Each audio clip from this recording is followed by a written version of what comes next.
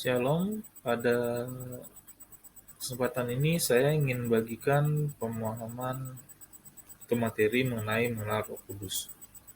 Nah, sebelum kita membahas yaitu mengenal Roh Kudus,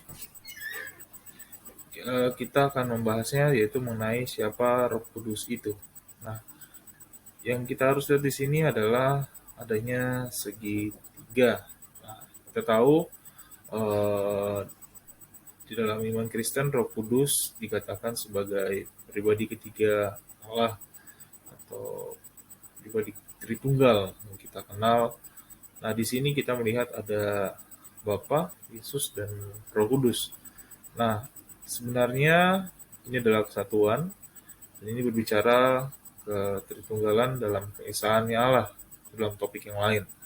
Tapi yang kita kenal adalah Roh Kudus. Roh Kudus adalah pribadi ketiga Allah, di mana yang menjadi pokoknya adalah di mana Roh Kudus tersebut adalah pribadi yang dijanjikan atau dikatakan oleh Yesus sebagai janji dari Bapa.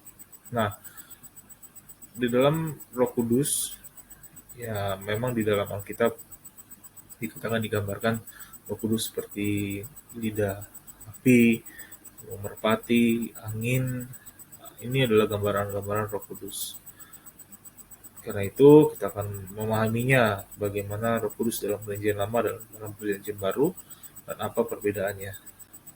Roh Kudus dalam Perjanjian Lama itu mengenai adalah turun ke atas. Jadi Roh Kudus dalam Perjanjian Lama itu dia turun ke atas seseorang atau mengurapi seseorang dan ada maksud dan tujuan tertentu. Seperti ketika Nabi pada saat itu Roh Kudus turun ke atasnya, maka ada maksud atau nubuatan yang dari Allah yang ingin disampaikan kepada suatu bangsa ataupun khususnya kepada bangsa Israel saat itu. Nah itu ketika seorang itu rapi atau Roh Kudus turun ke atasnya, maka ada maksud tertentu dan itu hanya bersifat sementara. Nah, ini berbeda kalau kita menemukannya di dalam Perjanjian Baru.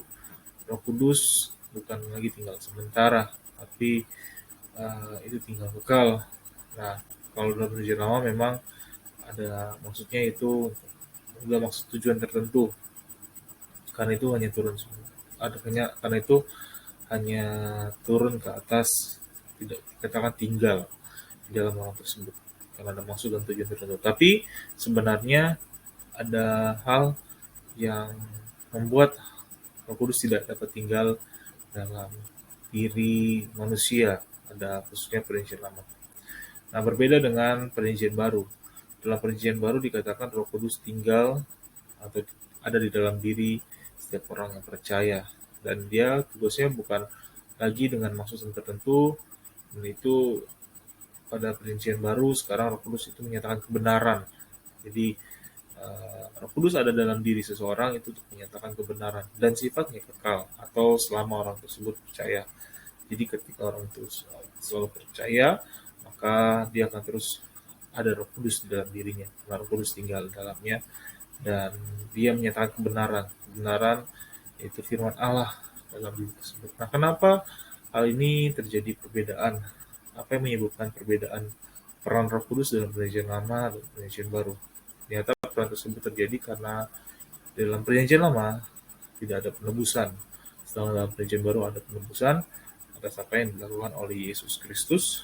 Maka manusia yang dikatakan berdosa, nah, ada penebusan, ada orang yang menggantikannya sehingga Roh Kudus bisa tinggal dalam diri setiap manusia.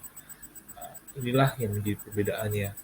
Sekiranya ini dapat menjadi pemahaman kita dan dapat menjadi berkat bagi setiap orang yang menontonnya dan sehingga mengetahui betapa peran Roh Kudus ini penting dalam kehidupan iman percaya kita.